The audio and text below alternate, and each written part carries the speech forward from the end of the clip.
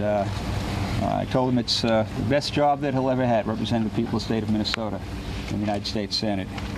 Ours is a government of laws, not men and women. The Supreme Court of Minnesota has spoken. I respect its decision, and I will abide by its result. It's time for Minnesotans to come together under the leaders it has chosen and move forward. And I join all Minnesotans in congratulating our newest United States Senator, Al Franken. Just a few words about my legal challenge.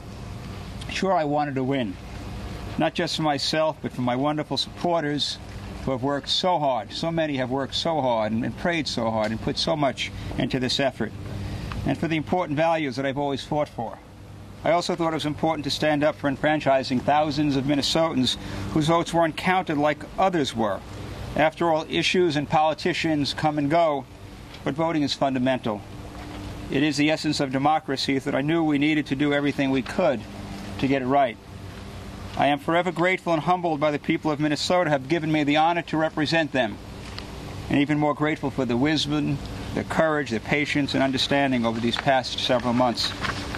The path that I take in the future is not nearly as important today as the path that we must now all travel on together to strengthen our state and our nation. These are challenging times, certainly the most challenging times that I've experienced or witnessed in my over 32 years of public service. I have never believed that my service is irreplaceable. We have reached the point where further litigation damages the unity of our state, which is also fundamental. In these tough times, we all need to focus on the future, and the future today is that we have a new United States Senator. I congratulate Al Franken in his victory in this election. He now enjoys the advantage that our congressional delegation has over the other 525 people on Capitol Hill. He represents Minnesota. I know the great ideas, the amazing work ethic, and the historic ability to come together to get things done in this state will help him greatly, as it has me. Speaking of which, I think we should all take a moment to thank Senator Amy Klobuchar for the incredible work, and her staff. They have done a great job the last 6 months carrying the burden of 2 United States senators. She is an extraordinary public servant. I don't reach this point with any big regrets. I ran the campaign I wanted. I conducted the legal challenge I wanted. I have always believed you do the best you can and you leave the results up to a higher authority. I'm at peace with that. As to my future plans, that's a subject for another day. We live in a great country and a great state. We can all have confidence that by some path we don't know yet, one which we can all come together to lay out, we will arrive at the better future that we all seek.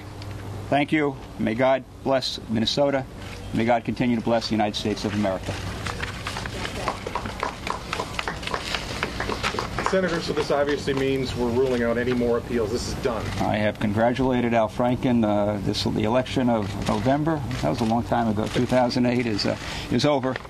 And we should all work together to support our new United States Senator. Senator, what went into your decision to step away from more legal battles?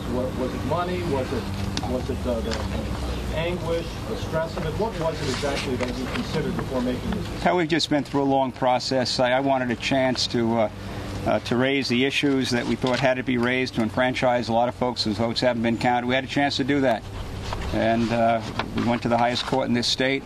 And so I think the issues have been heard.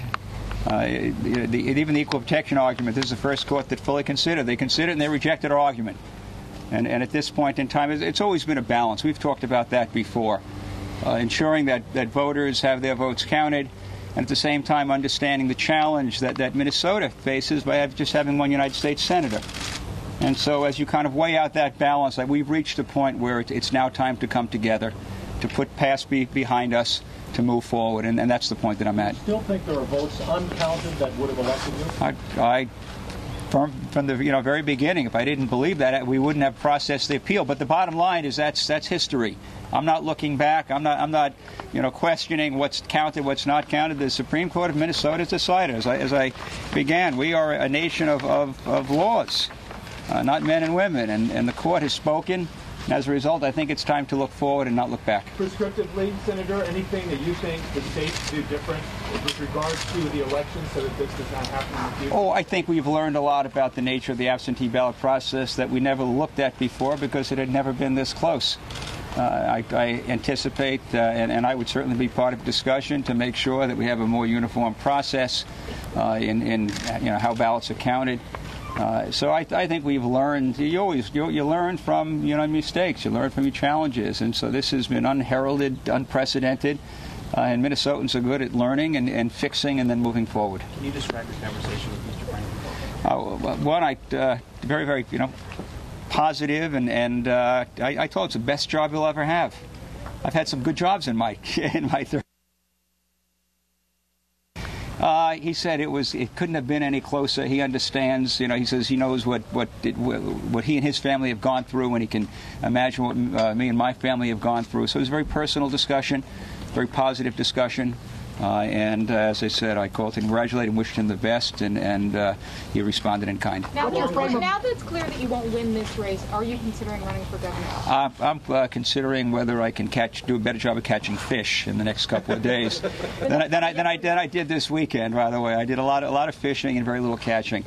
I haven't made a decision yet about the future, and so let's address the future another day. I want to address today, put closure on this election, the longest election in Minnesota history, and to move forward. And we'll talk about the future in short order, Rachel. What would you say your state of mind is? Republican Norm Coleman in front of his home in St. Paul.